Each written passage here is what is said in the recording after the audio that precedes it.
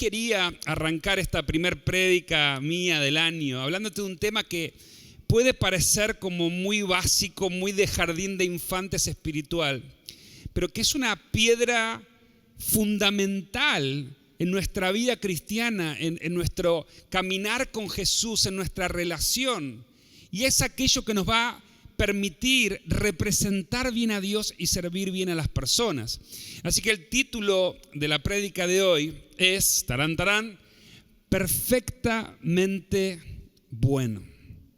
¿Y a qué me estoy refiriendo? Me estoy refiriendo a un tema teológico tan importante que tenemos que tener claro, que es la absoluta bondad de Dios. Dios no solamente es bueno, sino que Él es perfectamente bueno. Dios es la perfección de la bondad. Y lo que creas respecto de la bondad de Dios, en definitiva, va a limitar o va a impulsar tu vida y tu relación con Él. Vivirás una relación a medias, seca, limitada, con incertidumbre, o podrás realmente conocer y disfrutar a este Dios perfectamente bueno que tenemos. Hay algunos versículos que quiero que los chicos busquen. Hay pero cientos en la Biblia que hablan acerca de la bondad de Dios. Ahora, yo sé que vos crees que Dios es bueno. ¿Cuántos creen que Dios es bueno? Casi que lo primero que nos enseñan en la escuelita dominical es Dios es amor y Dios es bueno. Y nadie va a decir Dios es malo, ¿no? Pero lo que tenemos que entender es que Dios es más bueno de lo que nosotros creemos. Que Dios es más bueno de lo que vos te imaginás que es bueno. Que Dios es más bueno de lo que tus sueños más salvajes podrían mostrarte.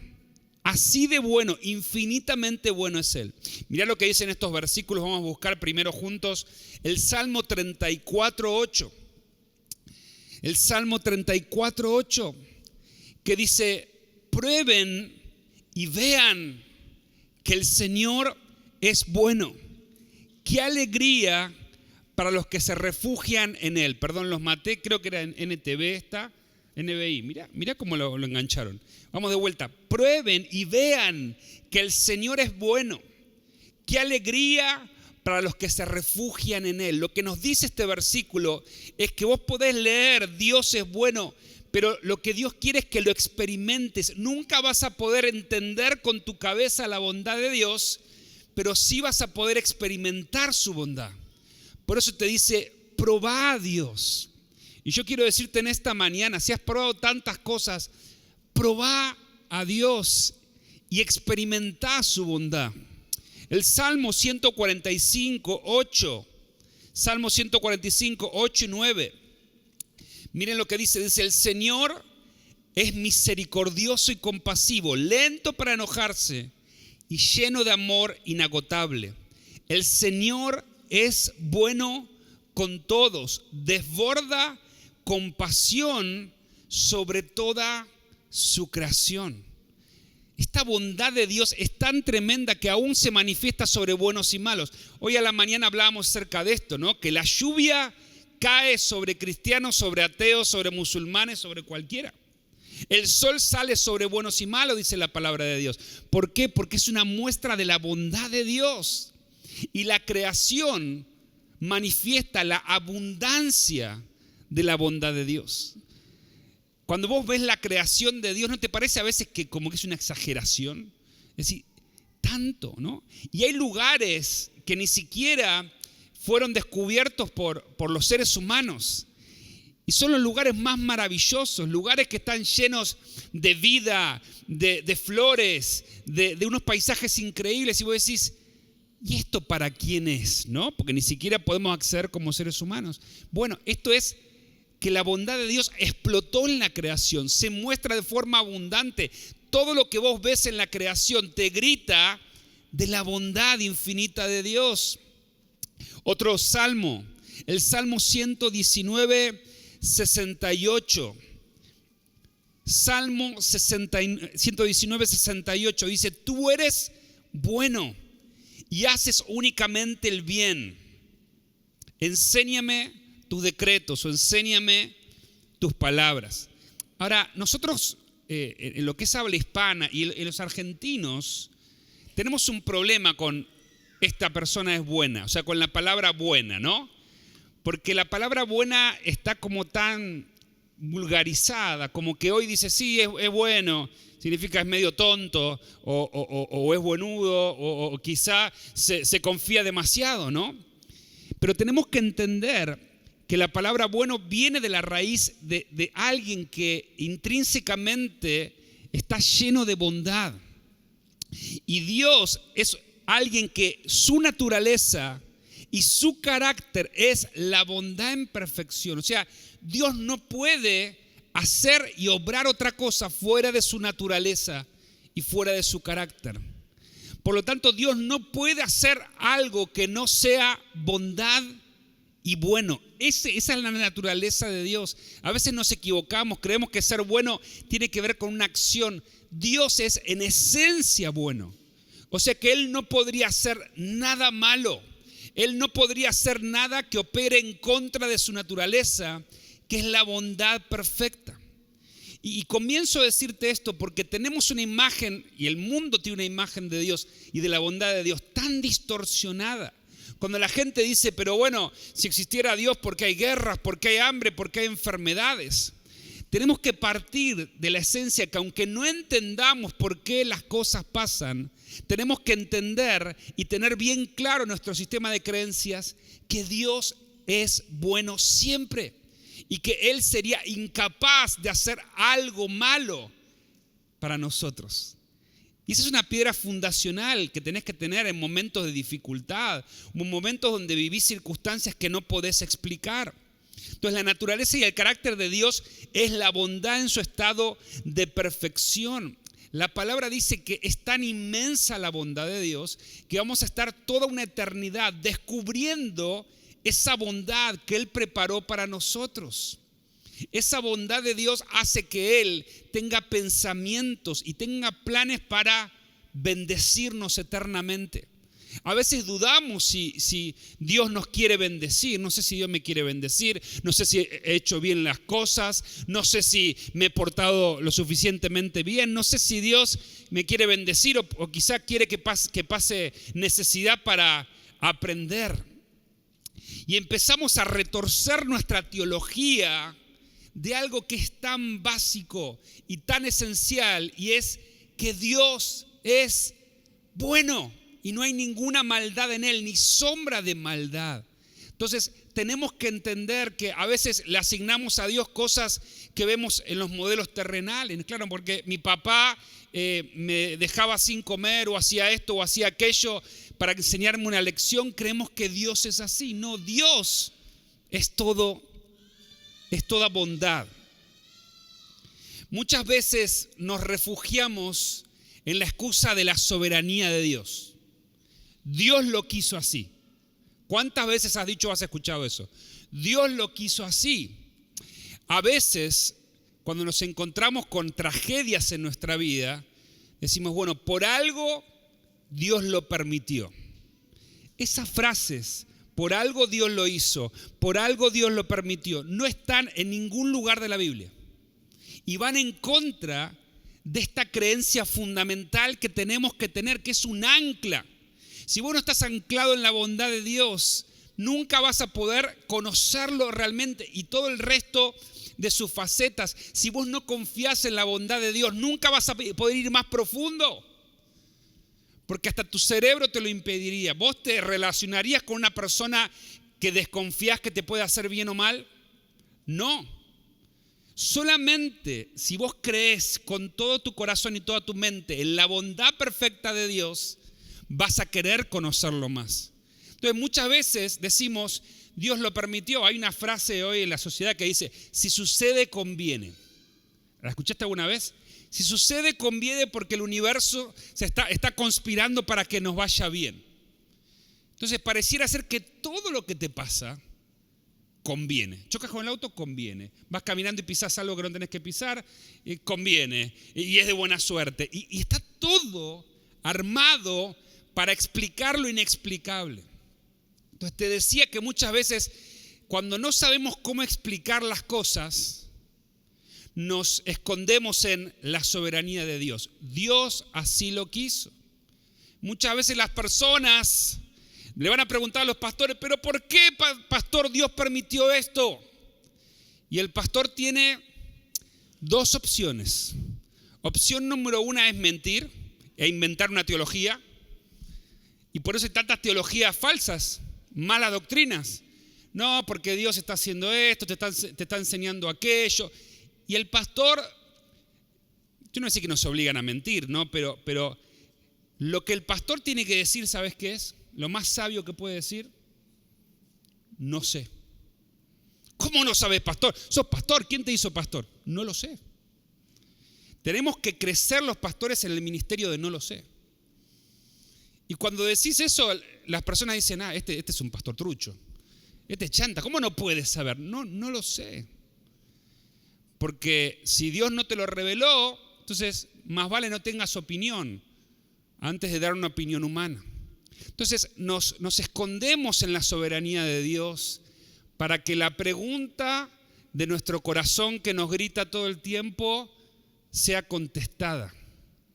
Pero como cristianos tenemos que entender que la vida cristiana también se trata de poder caminar la vida con la atención que generan los misterios.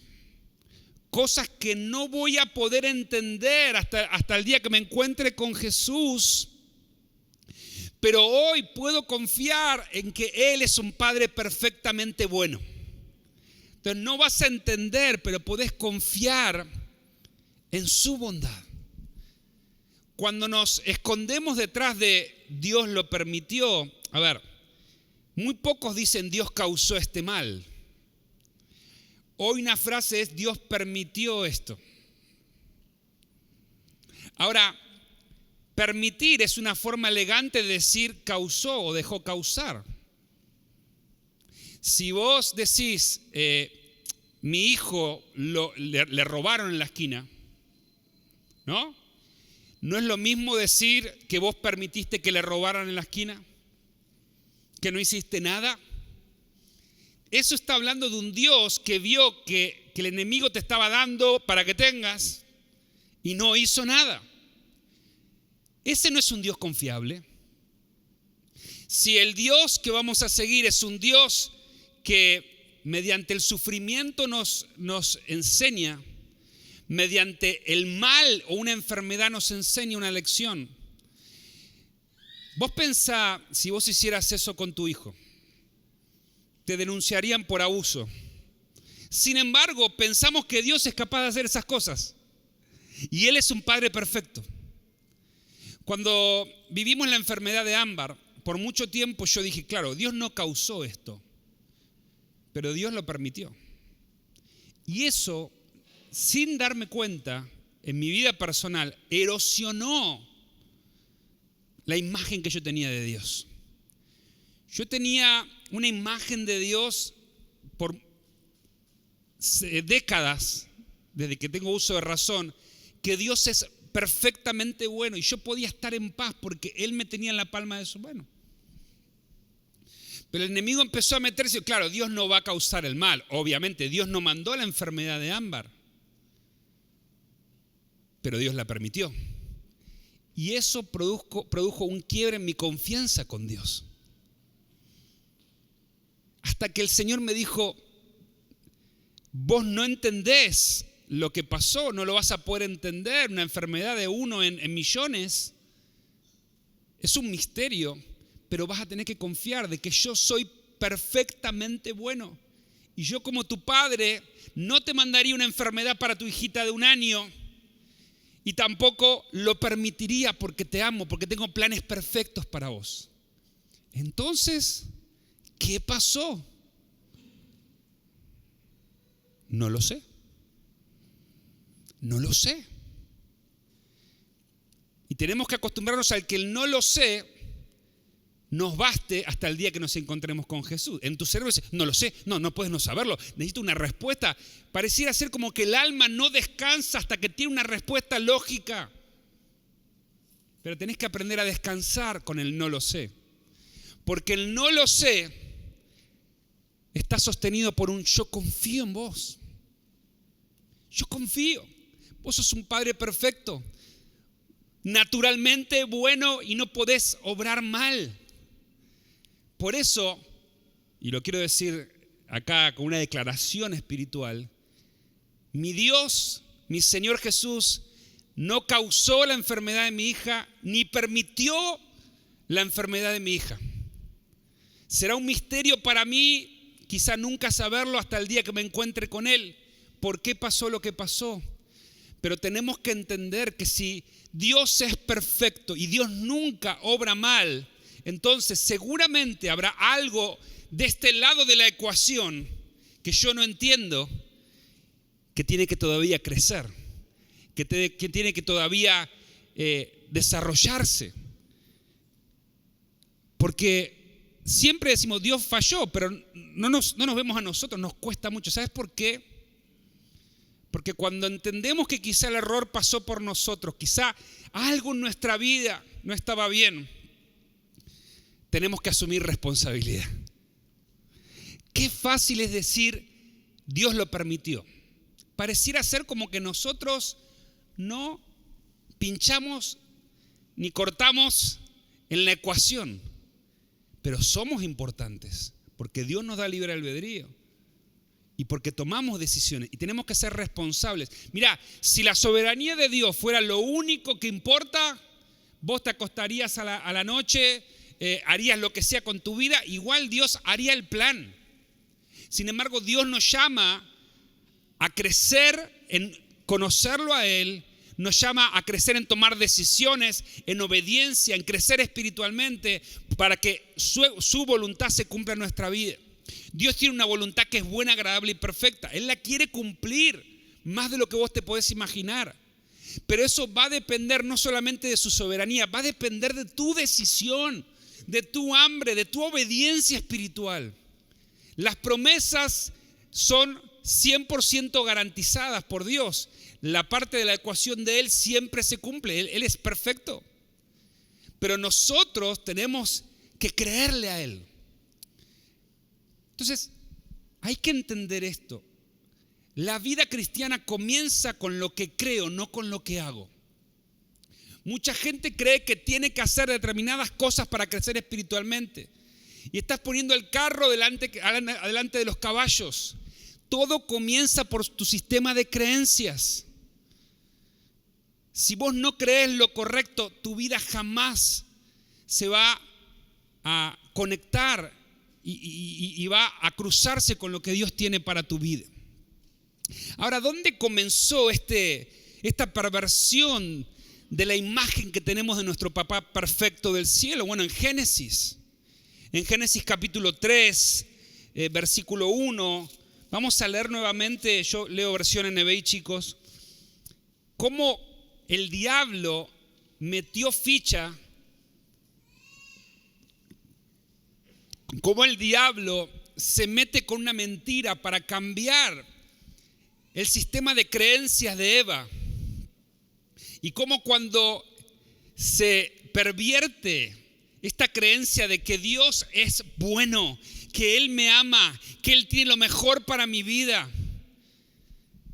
Cuando nuestro sistema de creencias se pervierte, entonces la voluntad de Dios comienza a no cumplirse en nuestra vida. Fíjense, desde el versículo 1 dice que la serpiente era más astuta que todos los animales del campo que Dios el Señor había hecho. Así que le preguntó a la mujer, ¿es verdad que Dios les dijo que no comieran de ningún árbol del jardín? Esta sigue siendo la misma pregunta. ¿Es verdad que Dios es bueno? ¿Es verdad que Él te dijo que ninguna plaga tocará tu morada? ¿Es verdad que Él te dijo que mandará sus ángeles para que te guarden y no te roben cuando vayas a tu casa? Sí, es verdad. Y entonces, ¿por qué te pasa lo que te pasa? ¿Por qué sufrís esa enfermedad o alguien tuyo? ¿Por qué se fue un ser querido tuyo? ¿Por qué te robaron? ¿Por qué tuviste el problema económico? ¿Por qué te pasa lo que te pasa con tus hijos? ¿Por qué? Si Dios prometió todo eso, no es tu experiencia. Eso es lo que le estaba diciendo el diablo. Así luce la voz del diablo. ¿Y qué le dice Eva? ¿Podemos comer del fruto de todos los árboles?, respondió la mujer. Pero en cuanto al árbol del fruto que está en medio del jardín, Dios nos ha dicho: no coman de ese árbol ni lo toquen, de lo contrario morirán. Pero la serpiente le dijo a la mujer: no es cierto, no van a morir. Dios sabe muy bien que cuando coman de ese árbol se le abrirán los ojos y llegarán a ser como Dios, conocedores del bien y del mal. Esta semilla que Satanás puso en la mente es: Dios no te ama, Dios no es bueno, Dios te dice esto porque te quiere arruinar la fiesta, te quiere cortar la libertad. Dios no quiere que vos estés con tu novia, con tu novio, con tu ser querido. Dios no quiere que seas feliz. Dios no quiere que vos seas libre. Dios quiere que vos seas pobre. Es la mentira. Hace un tiempo, hablando con una persona sobre por qué no quería bautizarse, y esta persona me dice: yo tengo miedo de dar este paso, porque si yo doy este paso, tengo miedo de que Dios empiece a pedirme a mis hijos y le haga algo a mis hijos, como una especie de prueba de amor. Imagínate, hasta ahí va la mentira del diablo.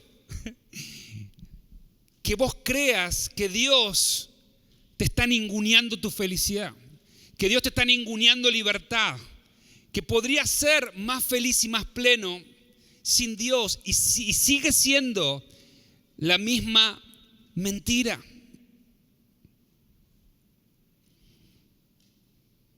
Otra cosa que sabe Satanás es que la falta de revelación sobre la bondad de Dios nos llevará a la desesperanza, a la depresión, al aislamiento. Vos pensá esto: para un cristiano dejar de creer en la bondad perfecta de Dios, desilusionarse, frustrarse con Dios, lo que termina haciendo es perder la esperanza. Y uno termina enfriándose cuando su imagen de Dios, de la bondad de Dios, comienza a quebrarse, comienza a dejar de confiar en Él. Mira, David decía en el Salmo 27:13: hubiera yo desmayado si no creyese que veré la bondad de Jehová en la tierra de los vivientes. O sea, lo que estaba diciendo David es: si yo no creyera en la bondad absoluta de Dios, si yo no creyera en los planes de Dios, si yo no creyera en lo que Dios dice de mí, yo desfallecería, me desmayo, no puedo seguir con mi vida. Y así es la vida cristiana, cuando dejas de tener la imagen de esa bondad perfecta de Dios. Ahora, otra vez, esta crisis ocurre cuando se disocia, cuando es distinta nuestra experiencia de lo que creemos en Dios. Es como que Dios promete todo, ¿no? Y nos dice: yo soy perfectamente bueno, yo soy un Dios que te quiere bendecir con abundancia, yo soy el que te sana, yo soy el que te prospera, yo soy el que te cuida. Y tenés todas esas promesas de Dios aquí. Ahora, cuando vos vas a tu experiencia, esto es lo que vos experimentás. Entonces, hay dos cosas que pueden pasar en tu vida, dos decisiones que puedes tomar. Una es decir: bueno, Dios no es lo que Él prometió, aunque no lo reconozcas, pero uno se va acostumbrando y vas bajando lo que crees de Dios a tu experiencia. Por ejemplo, creías que Dios sanaba, pero oraste 400 veces por tu familiar, no se sanó. Entonces tu experiencia define tu teología. Tu experiencia define ahora lo que vos crees. Dios no sana siempre. O por ahí un pastor te dice: no, pasa que Dios te mandó esa enfermedad para probarte. O Dios te mandó esta enfermedad porque Él quiere que vos crezcas en tu fe. ¿Dónde está eso en la Biblia? Y ahora vamos a ver cuál es nuestra brújula para entender eso. ¿Cuál es el original para compararnos? Pero otra vez, de la frustración que tenemos en nuestra vida, ¿no? O busca al Señor y Él te va a bautizar con su Espíritu Santo, vas a tener un encuentro con Dios y vos seguís acá bostezando en la presencia de Dios. Es decir, ¿qué pasa? que la experiencia que yo vivo todos los días no es lo que Dios prometió, no es lo que leo en la Biblia. Vamos a poner la Biblia acá. Entonces, una actitud en la vida de muchos cristianos es: yo bajo mis creencias sobre Dios, negocio mis creencias sobre Dios para adaptarlo a mi experiencia y ya, bueno, por lo menos igualo lo que creo a lo que vivo. Salgo de la frustración. Ahora, otra opción es decir, no, en realidad, la palabra de Dios, por más de que yo cambie de opinión, Dios no cambia. Vos podés decir, bueno, Dios no es tan bueno como yo creía, pero eso no hace que Dios deje de ser bueno. Lo que vos creas no cambia la naturaleza de Dios. Él sigue siendo perfectamente bueno. Entonces, lo que Dios nos llama es: hijo, esta es la verdad. Y esto es algo variable, esto es algo circunstancial. Así que seguime creyendo, seguí permaneciendo aunque no entiendas, seguí confiando en mí. Y vas a ver cómo de a poco tu experiencia va creciendo y se va equiparando con la verdad absoluta que es Dios. Y así es como una vida es transformada, y así es como tenemos rompimientos en nuestra vida. A veces por años tenemos que permanecer creyendo que Dios lo va a hacer, que Él es bueno. A veces son cuestiones de minutos, a veces son años, a veces nunca vemos el resultado. Pero tenemos que creer en Él y permanecer sin ofensa. Una de las claves, amados, que tenemos en esta aventura de la vida cristiana es no ofendernos. Y lo hemos hablado muchas veces. Pero tu desafío es no ofenderte con Dios. Es muy fácil ofenderse con Dios cuando lo que nos pasa no lo podemos entender. Esto le pasó a Juan el Bautista. Juan el Bautista, dice la Biblia, que él fue el más grande profeta que existió. Fue el más grosso de los grosos de todo el Antiguo Testamento, hasta Jesús. Él fue el más grande. Y él le tocó bautizar al Hijo de Dios y escuchar que el Hijo de Dios había venido para poner en libertad a los cautivos y abrir la cárcel a los que estaban presos. Juan finalmente es encarcelado por Herodes, y después de haber visto a Jesús le manda a través de sus discípulos un mensaje. Los discípulos llegan y le dicen: Jesús, tenemos un mensaje de Juan, nuestro maestro. ¿Cuál es el mensaje? Juan te pregunta: ¿sos vos el que ha de venir o vamos a esperar a otro? Otra vez, el más grande profeta que existió, que pisó esta tierra, antes de Jesús, él va a preguntarle a Jesús: ¿sos vos el que había de venir o esperaremos a algún otro? ¿Qué le pasaba a Juan? Juan estaba en la cárcel luchando con sus creencias. No te olvides, este era el Juan que apenas vio a Jesús. Esto es antes de que se abra el cielo y se escuche la voz de Dios cuando Jesús fue bautizado. Este es el Juan que dice: he aquí el Cordero de Dios que quita el pecado del mundo. O sea, Juan fue el primero que tuvo la revelación y lo declaró: este es el Hijo de Dios. Recibió la revelación del Padre. Cuando vos recibís esa revelación de la bondad de Dios, pero después salís de la reunión, comienzan a pasar todas las cosas. A Juan le pasó, Juan estaba en la cárcel y tuvo una gran crisis de creencias y le dijo: Jesús, sos vos, porque su experiencia en la cárcel distaba mucho de lo que Jesús había venido a hacer. ¿Y qué es lo que le responde Jesús? Los cojos andan, los ciegos ven, a los pobres les ha anunciado el reino de los cielos. O sea, acá ves las obras, pero a veces no nos damos cuenta de esta frase final que Jesús dice: bienaventurados, felices son los que no hallan tropiezo en mí. esta frase fue directamente al corazón de Juan. Dice: Juan, yo entiendo que vos no entendés. No entendés por qué yo soy el Mesías que vine a libertar a los presos. Vos estás en la cárcel. Hay algo que pareciera ser que no conecta. Pero Juan, aunque no entiendas, seguí creyendo. Juan, aunque no entiendas, seguí aferrándote a la revelación de que yo soy el Hijo de Dios. Yo soy el Cordero que quita el pecado del mundo. Juan, yo ya te hablé, yo ya te revelé. Ahora tenés que quedarte abrazado a esa verdad y a esa revelación. Yo soy bueno, Juan. Yo soy perfecto. Aunque tu realidad te diga otra cosa. Entonces, ¿cuál es el desafío? Que cuando tu experiencia diga otra cosa, te mantengas con un corazón sin estar ofendido, sin tropezar con Jesús. La gente que tropieza con Jesús es la gente que se ofende y se enoja con Dios. Y hay gente que termina apartándose del Señor. Cuando la razón por la cual yo vine a Montegrande, que finalmente accedí a venir a la iglesia de mis papás, porque estuvimos 2 años con mi hermano que estábamos totalmente negados a venir a Montegrande. Estábamos en Quilmes, en nuestra iglesia, no queríamos saber nada. Y había un líder, era un Nico Vilo de los 90. Viste que te viene a buscar con la camioneta, te lleva. O sea, lo único por ahí, no sé si vos lo hacés, me hacía lavarle la camioneta los fines de semana, ¿no? Me explotaba un poco.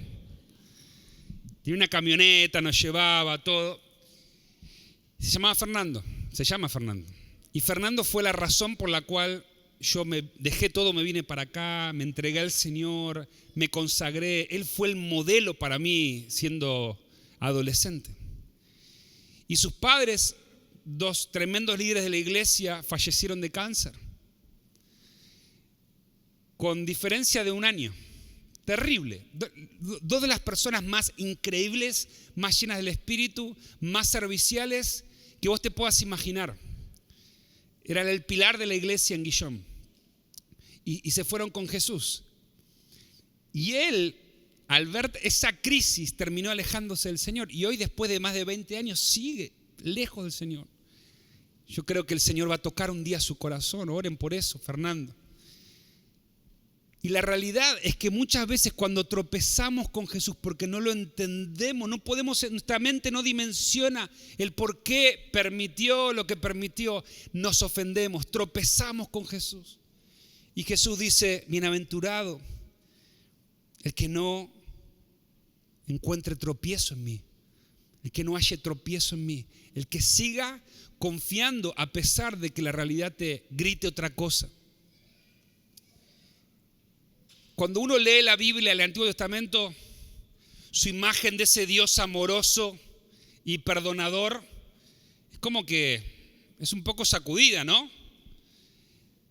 ¿Y sabes por qué es eso?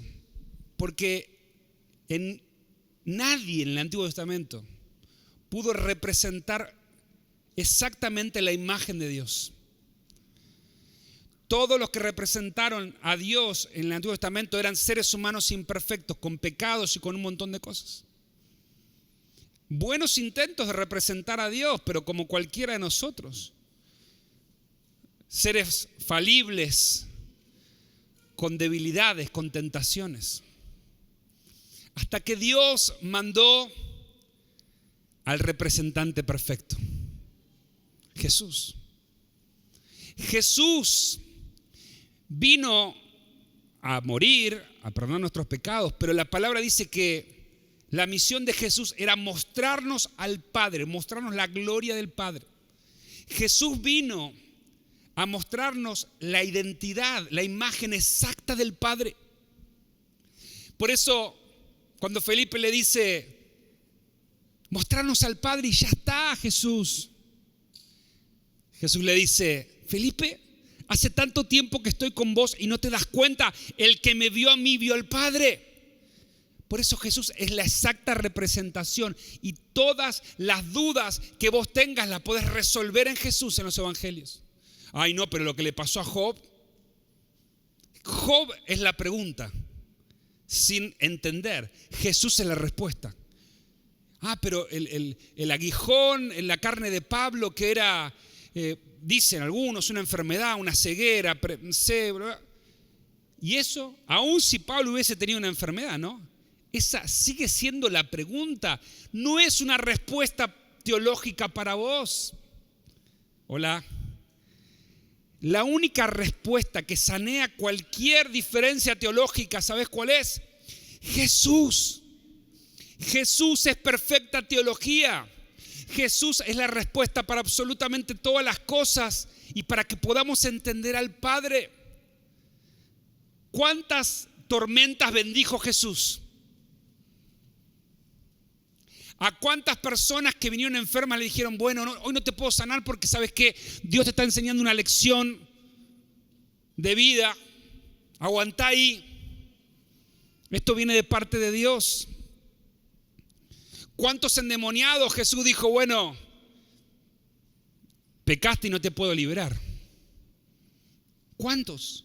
Entonces, retorcemos tanto la teología porque no miramos al original. Hace poco estaba escuchando una prédica. Vos te vas a reír que lo voy a contar. Estaban escuchando una prédica, se las contaba justo a Diana y Hernán esta semana, de un pastor que quería meterse en la obra de la iglesia. Estaban haciendo una remodelación gigante en la iglesia y él quería meterse. Era malísimo, esa es la diferencia que conmigo. No sabía hacer absolutamente nada, pero él quería hacer algo y le insistía al arquitecto, por favor, déjame hacer algo todo el tiempo. Hasta el arquitecto dijo, bueno, está bien, te voy a dejar esto, te voy a dar 100 paneles para que vos lo cortes.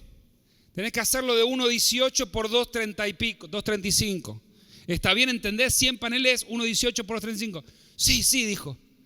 Ese día cerró la iglesia después del consultorio y se quedó toda la noche trabajando. Y lo que hizo fue medir el primer panel. Lo midió todo prolijito, lo cortó todo. Tengo el primer panel. Y pensó, pero tardé mucho en cortar el primer panel. Así que lo que voy a hacer ahora es, antes que medir cada panel, voy a agarrar el panel que corté, lo voy a tomar como modelo y voy a cortar todos iguales. Igual necesito 100 paneles iguales, ¿sí o no? Sí. Al otro día, el pastor todo contento, le viene a decir al arquitecto, vení que te quiero mostrar todo lo que hice. Mira, en una noche te corté los 100 paneles, no sé cómo quedaron. Va, los mira y dice, me parece un poquito chiquito. ¿Viste como cuando hicimos la puerta acá, que era 1.60? Digo, pero yo no entro. Teníamos una puerta de 1.60 en un momento en la iglesia. Era para los niños, no sé. Y el pastor agarra y le dice, mirá. El arquitecto empieza a medir y dice, pero esto tiene 1.04 por 2.23. ¿Cortaste todos los paneles iguales? El pastor no dice nada. Había cortado todos los paneles iguales que el primero. ¿Cuál fue el problema? Que tomó el original incorrecto. Nosotros hemos aprendido tantas veces de tantas personas que han dicho lo que dijo otro, de lo que dijo otro, de lo que dijo otro. Se llama mala doctrina. Todos hemos tenido eso. Lo único que podemos hacer para no tener mala doctrina es ir y compararnos con el original, con las medidas del original. Y las medidas del original son la vida de Jesús. Es lo que Él enseñó. En un momento hay alguien, una persona paralítica, coja, que le dice a Jesús, un leproso, se acerca a Jesús y le dice, Jesús le dice, ¿qué quieres? Si quieres y puedes, limpiame. Y Jesús le dijo, sí, quiero. Se limpia. O sea, Dios quiere, yo quiero, dice Jesús. Dios puede, yo puedo, se limpio, dice Jesús. Entonces, tantos milagros en nuestra vida, tantos rompimientos espirituales, tantas cosas que queremos ver, no dependen de cuánto más hagamos, sino que empecemos a creer lo que Él dice de quién Él es y quiénes somos nosotros para Él. Si vos no crees lo que Dios dice de Él, tampoco vas a creer lo que Él dice de vos. No podemos dejar que nuestra experiencia determine nuestra teología. Dios es un Padre bueno. Yo no sé cómo fue tu papá terrenal. Yo no sé los métodos de aprendizaje que usó tu papá terrenal. Yo conozco varios. Conozco el changletazo, el toallazo. Conozco varios. Eran otros momentos, ¿no? Pobre, no le digan a mis viejos porque no eran cristianos todavía. No sé qué métodos usó tu papá terrenal, pero yo quiero decirte que tu Padre del cielo es un Padre bueno y perfecto. Sus pensamientos para vos son perfectos. Los planes que Él tiene para tu vida son perfectos, solamente quiere que confíes en Él. Mateo 7:11 venía, ¿quién estaba? Perdón, Ari, te tengo. Mateo 7:11 es un versículo que tendríamos que pegarnos, no sé, en algún lado. Dice, pues si vosotros siendo malos sabéis dar buenas dádivas a vuestros hijos, ¿cuánto más vuestro Padre que está en los cielos dará buenas cosas a los que se la piden? Quiero hacer una pregunta autorreferencial, pero nadie acá actúe de humilde, de humildón. ¿Cuántos se creen buenos padres? Levanta la mano. Yo te levanto la mano. Bien. Pobre, algunos que los condené con esto, pero a veces tenemos diferentes estándares, ¿no? Pero por un momento vos pensá en cuánto amás a tu hijo y lo que estarías dispuesto a hacer por él o por tu hija. Si tuvieras todos los recursos del mundo, si fueras la persona más millonaria, con todos los recursos, de tu corazón saldría, mira, yo lo voy a hacer pasar hambre para que aprenda esto. Le voy a inyectar un virus para que pueda fortalecerse en un tiempo de debilidad. Voy a hacer esto. No haríamos nada de eso, no solamente, sino que no nos alcanza la vida para desear lo que haríamos por nuestros hijos. Muchos de nosotros hemos tenido la bendición de tener padres amorosos que nos han dado todo. Pero aún tenemos que pensar que delante del Dios perfecto y el Padre perfecto, nuestros papás son malos. Todos los que levantaron la Biblia, la mano y la Biblia, es verdad que sos un papá bueno si te comparás con el resto de la sociedad. Pero ¿qué dice la palabra? Dice, si vosotros siendo malos padres, para Dios sos un mal padre.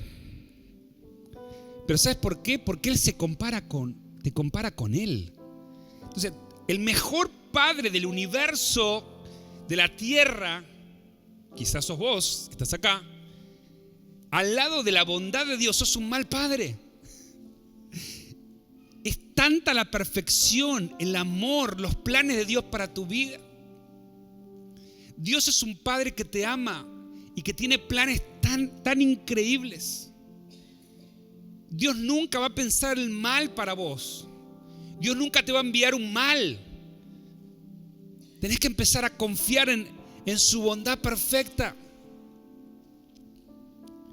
Él quiere no solamente que vos sepas que Él es bueno, Él quiere que experimentes su bondad.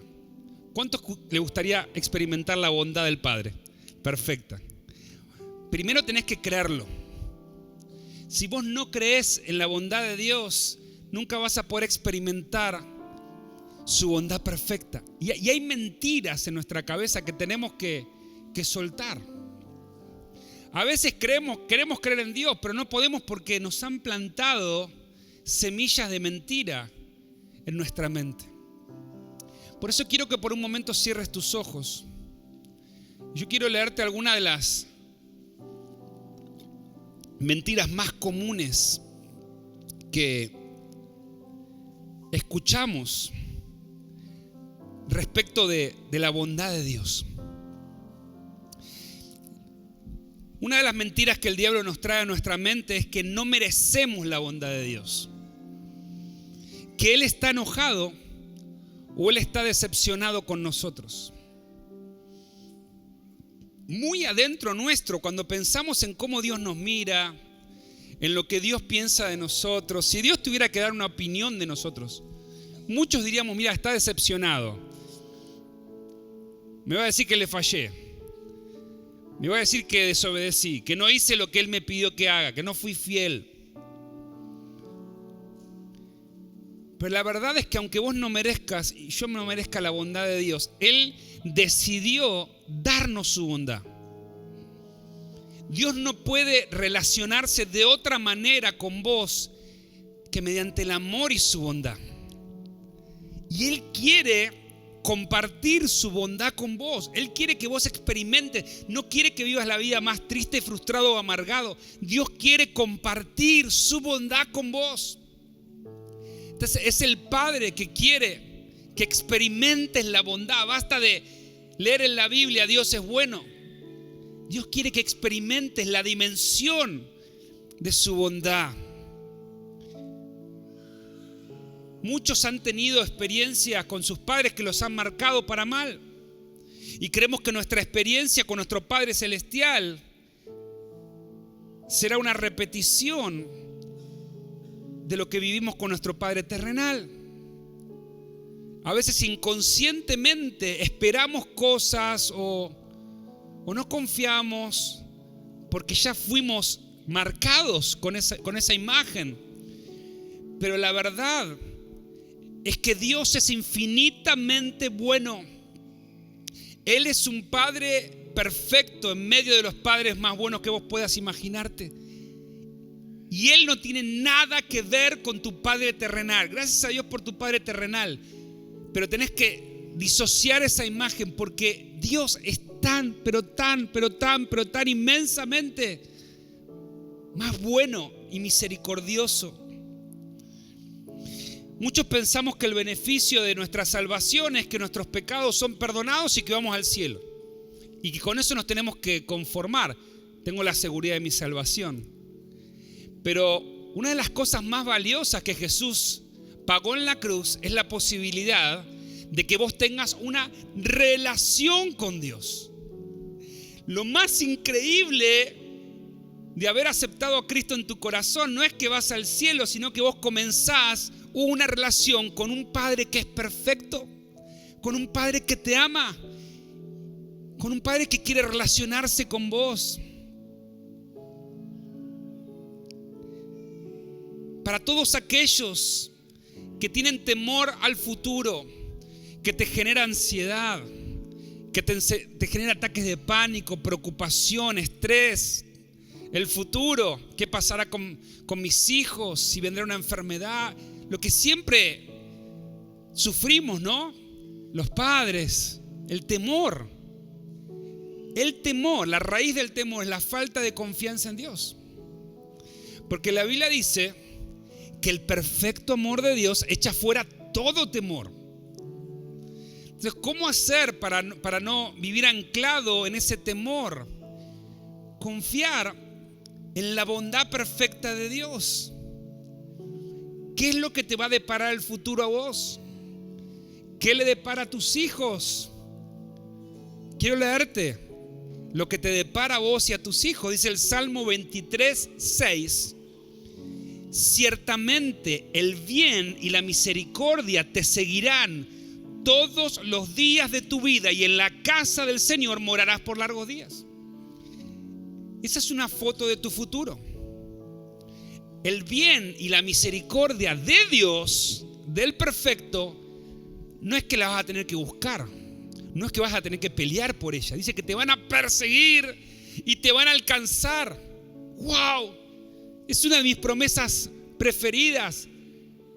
No te vas a poder escapar de la misericordia y de la bondad de Dios. Esa es la experiencia que Dios tiene para tu vida y eternamente vas a vivir con Él. Otra mentira es que Dios causa o permite el dolor y el mal en mi vida para enseñarme lecciones. Otra vez, mira la vida de Jesús. La verdad que tenemos que recibir en esta mañana es que Jesús es perfecta teología.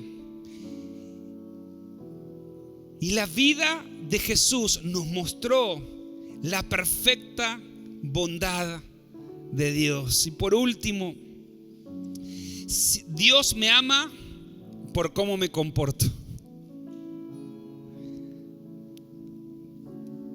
Dios no puede amarte más o menos de lo que Él te ama. No lo podría hacer, porque Dios es amor. Dios te ama, claro, te quiere cambiar, seguro, pero Él te ama de forma incondicional. Nada de lo que hagas o dejes de hacer puede cambiar la intensidad del amor que Dios tiene por tu vida. Dios quiere cambiar tu forma de pensar para que a partir de hoy experimentes esa bondad en tu vida. Esa bondad que toque cada área de tu vida. Y yo quiero orar en esta mañana para que vos puedas recibir una visitación de Dios, que el rostro de Dios brille sobre tu vida y que toda mentira que el diablo sembró en tu corazón sobre la bondad de Dios hoy se vaya para siempre. Hoy se vaya para siempre y vos puedas mirar a Dios otra vez con los ojos de un hijo a un padre que lo ama. Quiero que puedas escuchar esta canción que vamos a cantar.